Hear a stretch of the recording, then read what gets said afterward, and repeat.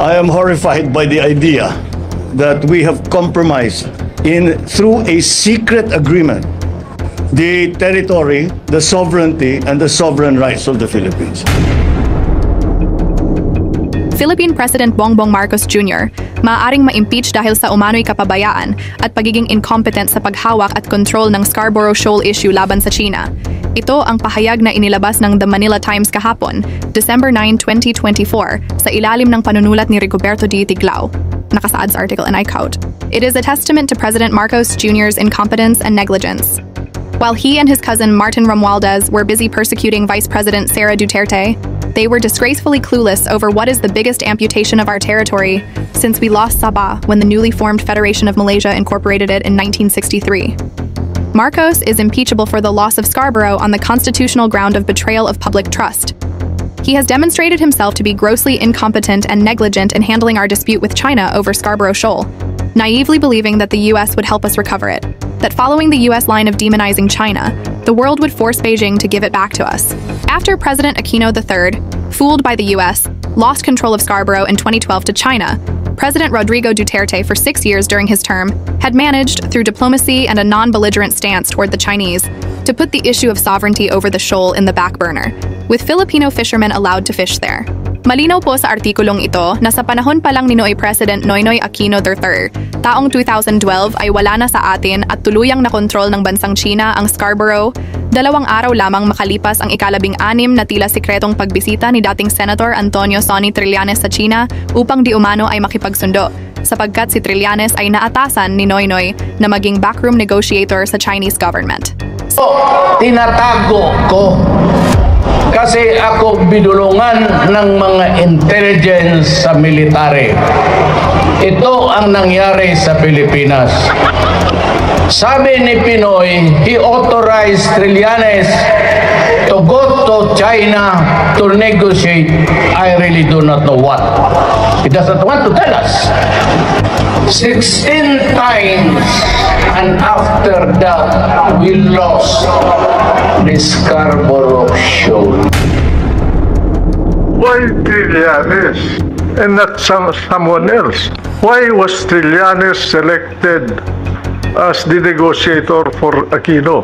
Paano siya nagkaroon ng connection na gano'n na pwede niyang lapitan ang mga pinuno ng China? Yun ang isang misteryo na hanggang ngayon dapat malaman kung anong kasagutan. Mismo ang palasyo ang nagkumpirmang itinalaga ni Pangulong Noynoy Aquino si Senador Antonio Trillanes IV bilang back-channel negotiator ng gobyerno ng Pilipinas sa China.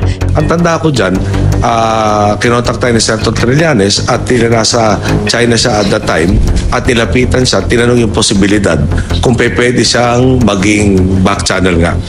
So, in the absence of any other channels that were existing beforehand, at sa gusto nating ma-resolve na mapayapa ito sitwasyon sa Scarborough Shoal, so ano mawawala sa ating pakinggan ni pararating? Kasi maano yung sitwasyon. Nagre-report ako kay Presidente, lahat ng proposal, galing sa kanya, counter-proposal, so kung anong hindi niya papayagan, hindi papayagan. So, messenger lang ako dito.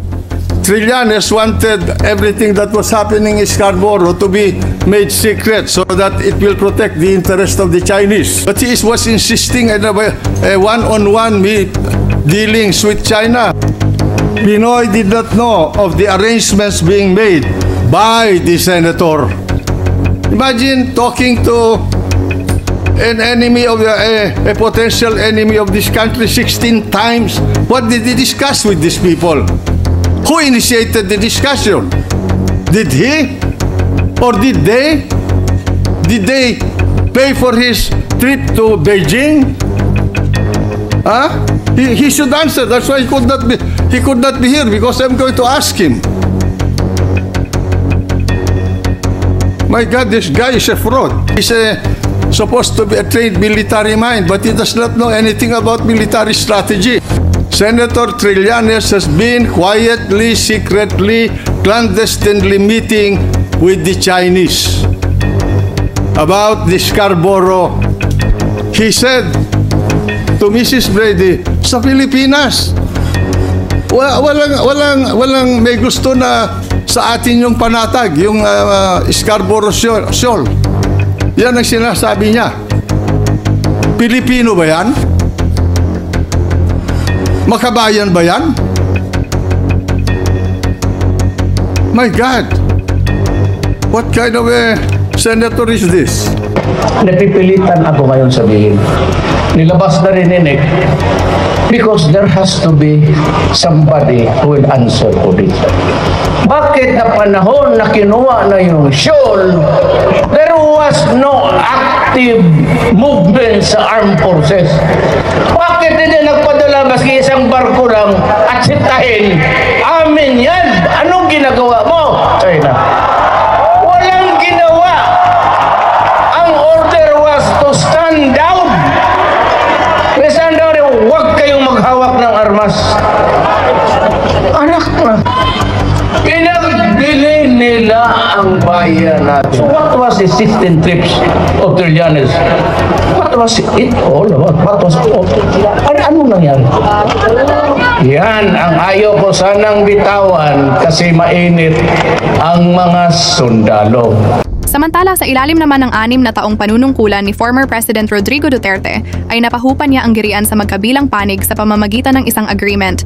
At kabilang sa agreement na ito ay ang bigyang kalayaan ang mga Pilipinong mangingisda na pumalaot sa naturang karagatan. Dagdag pa sa artikulo, na sa loob lang ng 2 taon sa ilalim ni Marcos, formal nang na-establish ng China ang kanilang soberanya sa Scarborough at may mga ulat na balak nilang gawing de facto military bases ito, katulad ng ginawa nila sa 7 reefs sa Spratlys kung saan nag-reclaim sila ng lupa. Hindi man lang daw kumonsulta si Marcos sa ibang eksperto na may sapat na kaalaman kung paano haharapin ang sigalot natin sa China. Sa halip, mukhang tanging ang pinsan niyang pro-Amerikanong si Jose Romualdez na ambassador niya sa US at ang Defense Secretary niyang si Gilberto Teodoro Jr. na mahilig sa Jera ang kinausap niya. Kahit na may nakakabahalang pangyayari noong Disyembre 4 sa Scarborough kung saan unang nagpadala ang People's Liberation Army Navy ng barko para ipatupad ang claims ng China,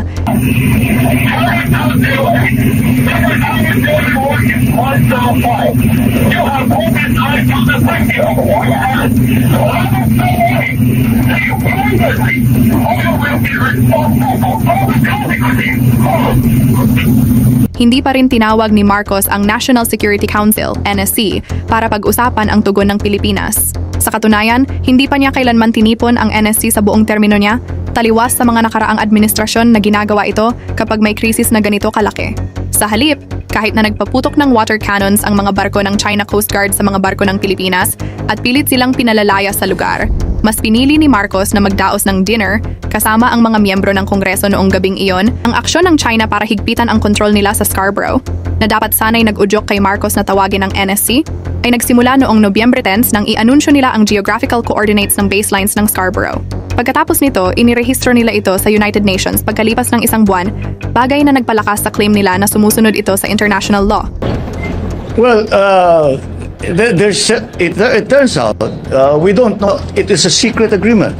We don't know anything about it. There is no documentation. There is no record. There is no. We were not briefed when I came into office. Walang nagsabi sa amin na merong ganung usapan. So we're trying to really up to now, because from the former administration, iba-ibang sagot eh. Sabi ng isang opisyal na dating government official under the previous administration, there's no such agreement. Sabi naman ng isa, no, there is and we should honor it. Sabi naman ng iba, maganda yan. Sabi ng iba, hindi maganda yan. Hindi pa namin alam kung ano ba talaga yung agreement na yan. But kung ay ang sinasabi sa agreement na yan na kailangan tayong magpermiso sa ibang bansa para gumalaw sa ating sariling teritoryo, ay mahirap siguro sundan yung ganyang klaseng agreement. I am horrified by the idea that we have compromised through a secret agreement the territory, the sovereignty, and the sovereign rights of the Philippines. That is something we still have to clear it up. We are waiting for Ambassador Wang to come back from Beijing na umalis siya, and I asked to see him, baka siguro sa pagbalik na. At ipaliwanag niya, sino bang kausap mo? Sino ba talagang kausap mo? Anong pinag-usapan ninyo? Anong pinag-agrihan ninyo? Was this an official thing or was it a personal thing? Ano ba ito? Dahil wala kaming record. Kahit saan ka tumingin, walang record. So, sikretong ginawa lahat ito. Bakit nila ginawa? Kung gagawin man nila, ba't pa nila ginawang sikreto? Nakakapagtaka nga eh. Kaya it's not a good situation. We are talking to his former officials. Maybe not the president himself, but all his former officials. Tinatanong namin, ano ba yan? Ipaliwanag din naman sa amin para alam namin yung ginagawa namin. And we still haven't gotten a straight answer. All right, thank you. Thank you all for watching this here video. Please like and subscribe.